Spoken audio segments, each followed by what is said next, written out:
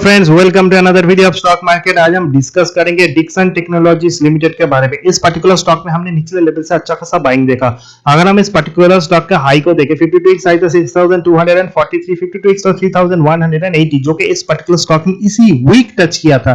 सो जब कोई स्टॉक बहुत ज्यादा सेल ऑफ हो जाता है, उसमें एक शॉर्ट कवरिंग आना लाजमी है। हालांकि इस पर्टिकुलर स्टॉक का जो मेरा टारगेट था वो तो अचीव हुआ है, क्योंकि मैंने जब इस स्टॉक को रिकमेंड किया था वो नियर 4400 4500 करीब ट्रेड कर रहा था। उसके बाद स्टॉक ऊपर गया, फिर से स्टॉक में थोड़ा नीचे की तरफ का मूवमेंट है। इसमें मार्केट करेक्शन भी एक बहुत बड़ा इंपॉर्टेंट रोल प्ले कर रहा था। सबको लग रहा था कि रिजल्ट खराब आएंगे, बट रिजल्ट अच्छे रहे, जिस कारण निचले लेवल से हमने शॉर्ट कवरिंग भी देखा। एवरेज ब्रोकरेज टारगेट 5700 के ऊपर है। जिन लोगों ने बाई नहीं किया है वो अभी भी स्टॉक को बाई कर सकते हो, क्योंकि 4000 इज अ हर्डल। उसके नीचे थोड़ा कंसोलिडेट कर सकते हैं, नीचे मिले आपको थोड़ा और अक्यूमुलेट करना है। अगर आपके पास 100 रुपीज है to invest in this particular stock, 25 rupees आप अभी इन्वेस्ट करो। नीचे आए तो आपको इन्वेस्ट करना है और ज्यादा, यानी टुवर्ड्स 3500 एंड उसके नीचे भी और इन्वेस्ट करना है। बट अगर ऊपर की तरफ चला जाए एंड 4000 को भी सस्टेन करे, देन आपको और थोड़ा एक्यूमुलेट करना होगा।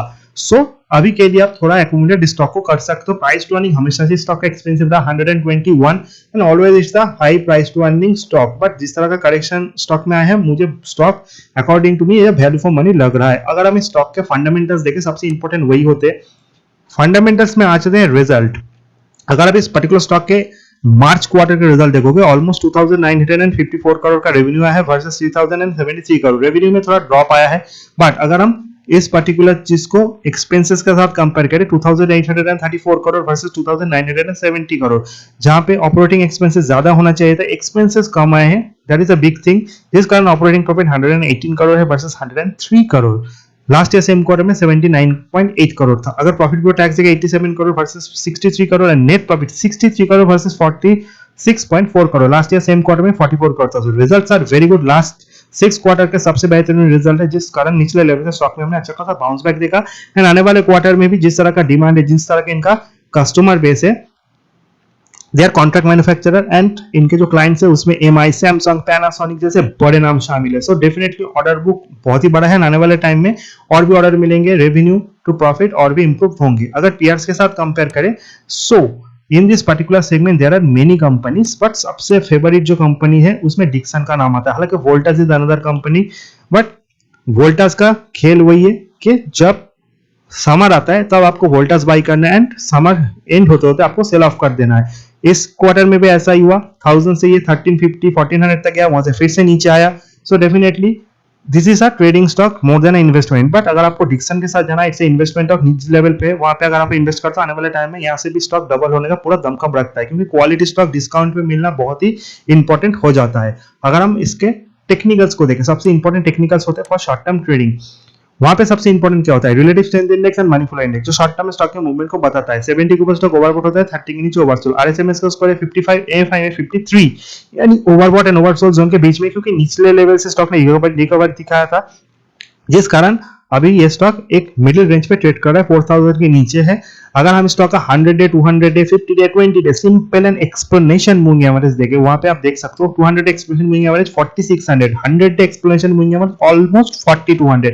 सो स्टॉक अपने सारे सिंपल एक्सप्रेशन मूविंग एवरेज के नीचे, even 3928 50 day explanation moving average उसके भी नीचे। 4000 will be the next and big resistance. इसको ऊपर अगर सस्टेन करता है, पहले इसको 100 day explanation moving average cross करना है, 4500 4600 के ऊपर सस्टेन करना है, तब जाके स्टॉक 5500 या 5000 के लेवल की तरफ मूवमेंट दिखाएगा। वहां पे थोड़ा टाइम स्पेंड करेगा। दैट इज द लेवल जहां पे आपको बाय करना है। हालांकि ओवर द वीक स्टॉक में बहुत अच्छा शॉर्ट कवरिंग हमने देखा। अगर लास्ट 1 वीक का हम चार्ट देखें, 3268 से स्टॉक 3966 तक गया, यानी एट दैट मोमेंट जहां पे स्टॉक खड़ा है वहां से ऑलमोस्ट 6% रुपीज स्टॉक का इंप्रूवमेंट है। ऑलमोस्ट 20% स्टॉक बढ़ चुका है। That is the only concern. इसीलिए मैं आपको कह रहा हूं कि 25% आपको अभी बाय करना है, क्योंकि आई डोंट थिंक 3000 तोड़ेगा, क्योंकि अगर फिर से नीचे आपको वहां पे थोड़ा और एक्यूमुलेट करना पड़ेगा। इसलिए 75% आपको कैपिटल सेफ रखना है फॉर लेटर इन्वेस्टमेंट। अगर किसी कारण मार्केट नीचे आता है एंड इस स्टॉक में भी 10% 15% करेक्शन आता है, so that is a thing. उस चीज के लिए आपको प्रिपरेशन लेके रहना पड़ेगा। अगर 1 मंथ हाई देखे 4267 and 3 month high 4690, so definitely 3 month high जो है 4500 4600, वहां तक तो स्टॉक डेफिनेटली जाएगा। थोड़ा थोड़ा आहिस्ते आहिस्ते जाएगा। मार्केट करेक्शन में फिर से अगर नीचे है, इसीलिए मैं कह रहा हूं आपको बाय करना है। एंड लॉन्ग टर्म इन्वेस्टर अभी भी आप बाय कर सकते हो, बट इन दैट केस 50% आप अभी इन्वेस्ट करो, 50% आप बाद में इन्वेस्ट करना। अगर हम स्टॉक के रेजिस्टेंस और सपोर्ट को देखें, सबसे बड़ा रेजिस्टेंस है 4000 एंड सबसे बड़ा सपोर्ट है एट दैट मोमेंट जहां पे स्टॉक है 3500 साइकोलॉजिकली एंड टेक्निकली।